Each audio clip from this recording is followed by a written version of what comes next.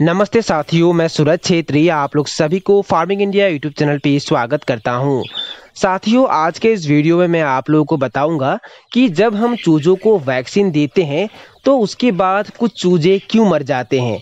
देखिए साथियों, इस टॉपिक पर आज मैं आप लोगों को डिटेल में बताने वाला हूं, तो प्लीज़ आप लोग ये वीडियो पूरे लास्ट तक अच्छी तरीके से देखना।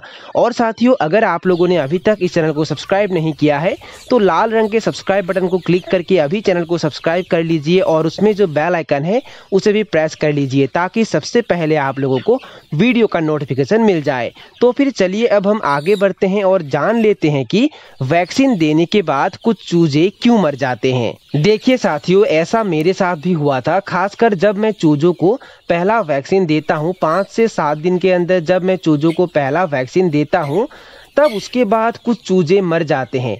और पहले अवस्था में तो मैं भी हैरान हो गया था कि ये क्यों हो रहा है, और उसके बाद मुझे धीरे धीरे पता चला इसका सही कारण। देखिए साथियों, जब हम हैचरी से चूजे लाते हैं तब क्या होता है, कई बार हैचरी से ही इन्फेक्शन आ जाता है और जिसके वजह से भी चूजे मरते हैं। और उसके साथ साथ क्या होता है, हैचरी से जब हम चूजे लाते हैं तब कई चूजे कमजोर होते हैं और जब हम उन्हें वैक्सीन देते हैं तब कुछ कमजोर चूजे मर जाते हैं। साथियों, अगर ऐसा होता है तो आप लोगों को चिंता करने की बिल्कुल आवश्यक नहीं है, क्योंकि असल में ऐसा होता है।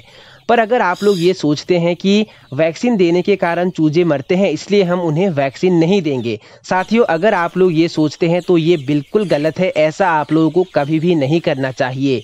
जो कमजोर चूजे हैं वो वैक्सीन देने से भी मरेंगे, नहीं देने से भी मरेंगे। पर अगर साथियों इसके कारण आप लोग चूजों को वैक्सीन नहीं देते हैं तब आपका पूरा फार्म खतरे में आ सकता है। इसलिए मुर्गियों को सही समय पर सही वैक्सीन देना बहुत ही जरूरी है। साथियों, अगर बाई चांस हैचरी से, मतलब जब आप लोग चूजे लाते हैं तब हैचरी से अगर इन्फेक्शन आ जाता है तब वो इन्फेक्शन को कैसे रोके।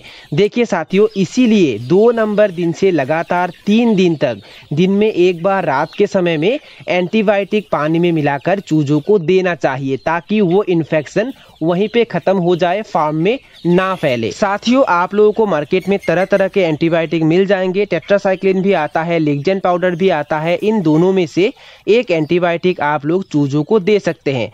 पर साथियों, आप लोगों को एक बात याद रखना है, खाली एंटीबायोटिक चूजों को नहीं देना है।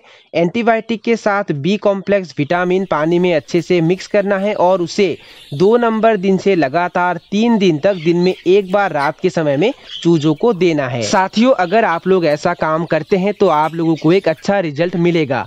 और साथियों, अगर आप लोग ये जानना चाहते हैं कि 2 नंबर दिन से लेकर मुर्गियों को सेल करने तक मैं उन्हें जो भी मेडिसिन देता हूँ वो सारे मेडिसिनों के नाम अगर आप लोग जानना चाहते हैं तो उसके ऊपर भी वीडियो बना के रखा हुआ है और उसका लिंक मैंने डिस्क्रिप्शन में दे के रखा हुआ है।